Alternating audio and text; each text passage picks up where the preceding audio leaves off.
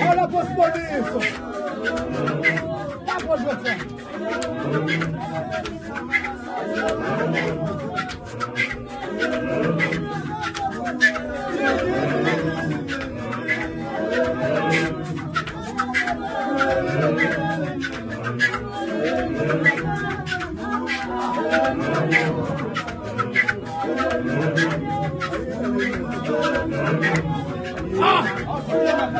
Ai!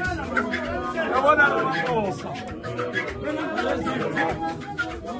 Agora só, ah!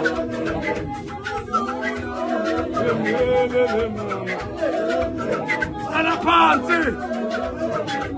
Eu me sinto!